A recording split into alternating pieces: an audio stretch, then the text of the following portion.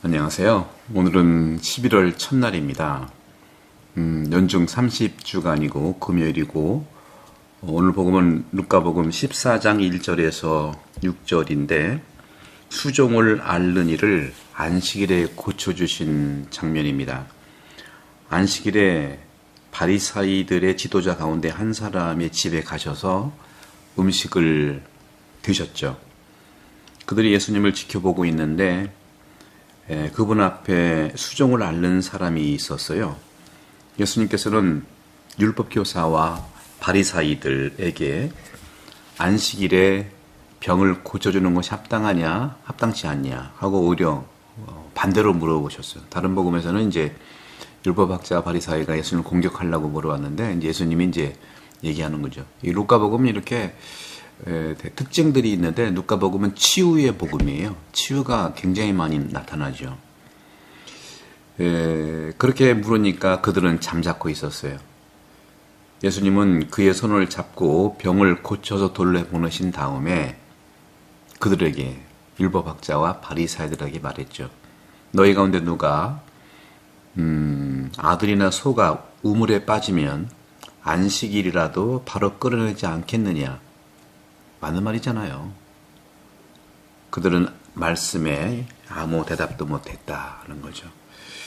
남을 판단하고 단죄하는 그들. 오늘날에도요, 우리는 사람을 평가하는 거에 대해서 익숙한 부분들이 많아요. 그러니까 우리 언어에 보면 틀리다, 다른 건데 틀리다는 말을 많이 해요. 맞고 틀린 정죄하기 위해서 그런 것이 아닌가. 또 누가 얘기하면 그게 아니라 하고 부정부터 하고 시작합니다. 저는 이것이 50년, 60년 동안 앞만 보고 달려온 우리 한국 사람들의 산물이라고 생각합니다. 틀렸고 아니라 하니까 낯선 사람을 즉시 신뢰하지 않는다는 것은 어떤 의미에서는 현명하고 신중한 행동이 되겠죠. 그런 점에서 율법학자와 바리사이들이 예수님을 지켜보고 있다고 하는 이 부분이 굉장히 중요합니다. 어떤 걸고 넘어가려고 하는 어떻게 잘하나 보자 평가의 그러한 자세죠. 우리는 그래서는 안 돼요. 자세히 보는 거하고 지켜보는 거는 다르죠. 예수님께서는 예언자라는 명성을 얻으셨고 용기 있는 혁신적인 가르침을 하신 분이죠.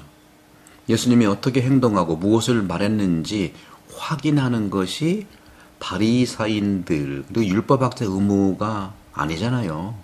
남을 그렇게 CCTV처럼 판단해서 증거를 제시해야 됩니까? 언뜻 보면 우리는 그 말에 동의할 거예요. 하지만 사람이 하는 일의 가치는 그것을 행하는 의도에 따라 달라지는 것이에요. 바로 그것은 잘못된 것이 아니라 오히려 누군가를 믿을 때 조심해야 하는 것이 현명한 거죠. 하지만 이러한 주의는 자신이 이미 모든 것을 알고 있다고 믿고 편견을 통해서 사람을 바라보고 평가하고 실수를 하면 바로 잡아낼 정말 무슨 범식금 이렇게 발부하듯이 그런 준비가 되어 있는 사람들의 주제 넘은 태도가 될 수 있는 거예요. 우리 한국 사회에 그런 부분들이 꽤 많습니다. 성당에서도 그래요. 지적질이라고 하죠. 개인의 자유가 있는 겁니다. 이때 우리는요, 이웃을 알기도 전에 이미 그를 판단했고 평가했고 우리의 혐오감을 정당화하려고 노력합니다. 안식일에 치료하는 것이 허용되냐 하고 물어봤어요. 안식일에 병을 고쳐주는 것이 합당하냐, 합당치 않으냐. 아주 예수님이 공격적으로 물어보죠. 그들이 지켜보고 있는 것을 보고서.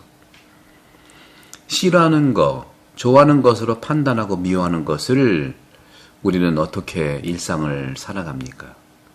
모든 사람은요, 도덕적인 것, 다시 말하면 그런 삶을 자연히 살기를 원하죠. 그렇지만 그 동기나 더 높은 관심을 지적하기 전에 없었지만 지적하면 자꾸 바꾸려고 하는 것들이 핑계를 대려고 하는 것들이 있잖아요. 유대인들에게 가장 중요한 그러한 그 기준은 모세 율법이었습니다. 이런 부분에서 율법은요, 안식일에 다시 말하면 안식을 강요한 거예요. 어떤 면 강요한 거. 사람을 위해서 있는 안식을 사람에게 강요하는 겁니다. 예수님이 계명을 어겼다는 사실을 증명하는 것만으로도 그에 대한 부정적 태도를 정당화할 수 있다는 거죠. 이게 참 무슨 말입니까? 오늘날하고 비슷해요. 우리는 무조건 법대로. 법은 필요하죠. 공동선을 위해서. 이러한 경우 우리는 두 가지 가능성에 직면합니다. 율법이 준수됐는지 확인하거나 법을 사용해서 다른 사람에 대한 편견을 정당화하는 거예요. 내로남불이죠. 나한테는 로맨스고 남한테는 불륜이는 거예요. 모세에 따라서 오늘날 우리는 더 이상 이 모세의 율법으로 이러한 일을 하지 않고 권리와 이익과 인간성에 관해서 진솔하게 사람에 대해서 얘기를 해야 됩니다. 법 이전에 윤리가 있고 윤리 이전에 각각의 양심이 있고 그 양심이 사람들의 인품이고 인격이에요. 노동자들의 이익을 위해서 얼마나 많은 개인적인 증오가 정당화되었겠습니까? 타인을 향한 사랑이 없으면 가장 아름다운 이상도 오염이 될 수밖에 없는 오염물질이에요. 오염물질. 그러자 오늘 주님께서 그렇게 말을 했죠. 너희 가운데 누가 아들이나 소가 우물에 빠지면 안식일일지라도 바로 끌어내지 않겠느냐? 그들은 이 말씀에 아무 대답도 하지 못했다. 침묵을 지킨 거예요. 당연하죠. 자기한테는 로맨스예요. 남한테는 불륜이라는 것이죠. 그 자체로 침묵하는 자체로 현명한 또 다른 태도가 드러나는 것이죠. 법을 해석하고 문제를 해결하고 질문에 답하기 전에 자신에 대해 확신이 없다면 침묵하는 것이 좋습니다. 그냥 주장하는 것이 아니라. 이 경우 침묵은요, 배우고 듣고 싶은 욕구를 말하는 것이죠. 그렇잖아요. 지는 게 아니에요. 배우려고 하는 거예요. 하지만 바리사이들의 침묵은요, 전혀 다른 종류의 것입니다. 대답을 함으로써 그들은 예수께서 안식일에 병을 고치신 것이 옳았다는 것을 인정하지 않을 수 없었을 것이에요. 법의 목적은 선을 행하는 것이지 방해하는 것이 아닙니다. 오늘날 우리 많은 법치주의자들, 법기술자들 이걸 꼭 기억하세요. 법의 목적은 선을 행하는 것이지 방지하는 거, 그것이 아니라는 거죠. 우리는 다 인품들이 있는 거죠. 그렇기 때문에 이미 상대방으로 분류한 사람에게 동의하는 것보다 침묵하는 것이 낫다는 거죠. 예를 들어서 정치 생활에서도요, 이런 일들은 오늘날에 많이 일어납니다. 오늘날 몇 년 사이에 얼마나 그것이 목격됩니까?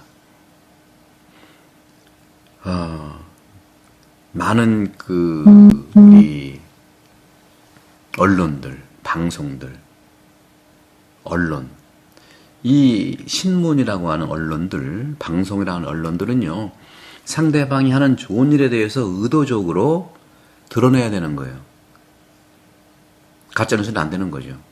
그것이 자신들의 이익에 부합하지 않는다면 왜 진실을 공개해야 할까요? 하지만 모든 스캔들은요, 자세히 설명되고 모든 방식으로 전달되는 경우가 굉장히 많아요. 제가 호주가 좋다는 게 아니라 호주에 살면서 불행하고 스캔들되는 그런 방송은 잘 안 해요. 이건 알 권리가 아니라 모를 권리도 있는 겁니다, 국민들이. 그래서 그런 점에서는 언론인들을 위해서 우리 기도를 해야 된다. 언론인들이 제일 중요한 이 시대에 예언자의 삶을 살아야 되지 않겠는가 하는 말씀을 드리고 싶어요. 그런 점에서 현실을 왜곡하는 방법이 바로 너무 스캔들 같은 거를 자세히 설명하는 거예요. 어떤 경우에는요, 입을 열고 칭찬하는 것을 칭찬하시기 바라요. 용기가 필요하지만 다른 사람과 진리에 대한 봉사가 바로 이러한 용기를 내는 것. 사실을 사실대로 얘기하면서 긍정적인 측면들을 얘기하는 것. 하지만 악에 대해서는요, 일벌백계로 정확하게 팩트만 얘기하기를 바라는 것이 오늘 복음에서 우리가 찾아보는 말씀이죠.